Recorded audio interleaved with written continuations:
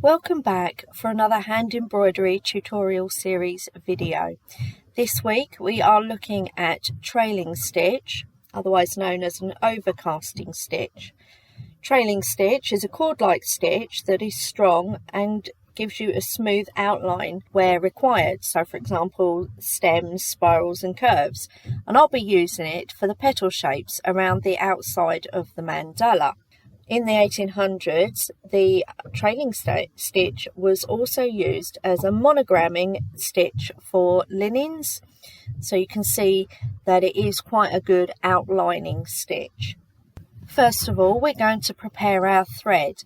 Now the trailing stitch requires two different stitches to create the overall finished look. So for the split stitches, which is our base stitches, we're only going to be using 2 strands of embroidery thread. And then when we come to do the overcasting part of the trailing stitch, we'll be using 4 strands of embroidery thread. We'll get our 2 strands ready so that we can create our split stitches. So a split stitch, we're going to bring our needle up from underneath and we're going to give ourselves a nice long stitch and insert your needle back down. So it's just a straight stitch. The split part of the stitch, what we're going to do is you're going to bring your needle back up again, further back from where we put our needle down. And you're going to make sure that your needle comes up through the middle of the stitch that you've made. So you're splitting the strands of embroidery thread. So pull your thread up, make another nice long straight stitch and insert your needle back down. Then you're going to bring your needle backwards, so part way along the stitch that you've just made.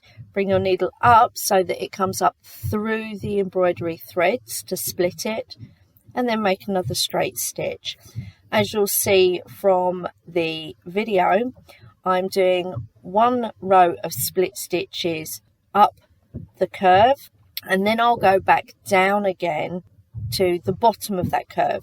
So I'm actually putting 2 rows of split stitches along 1/2 of the curve before I start doing the overcasting. When I've got back to where I started and I've got all my split stitches in place, I will then make sure that I've got my 4 strands of thread, and I'm going to start at the bottom of that side of the curve, and I'm going to bring my needle up on one side of the split stitches. I'm not coming up through them. I'm using the black guidelines of the design, and I'm going to come up on one of those on that black curve. And then an overcast stitch, you're over stitching, so you're coming over the top of your split stitches, and I'm using the inside black curve as my guideline, and I insert my needle back down, and then I'm going to come back up again on the furthest side away, and I'm just going to keep going over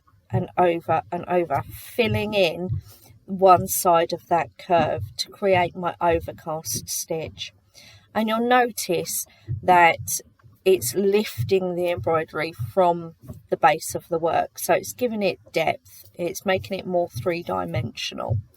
And I'll continue that process on. Now the overcasting stitch, the trailing stitch, it is a very time consuming stitch. So the video here was recorded within 1 hour, and in that 1 hour time slot I actually only got 1 petal complete with the trailing stitch. So it's only 2 halves of the arc were completed within 1 hour. Hence why the video today only shows you 1 petal made. But as you'll see towards the end of the video, I have put a photograph of the finished effect of the trailing stitch. It really makes the petals of that mandala stand out. They really lift it from the work. So I think that the trailing stitch is going to be a stitch that I use over and over again. It was very nice to work with, even though it was time consuming. Very effective. It would be great to see anything that you do using the trailing stitch.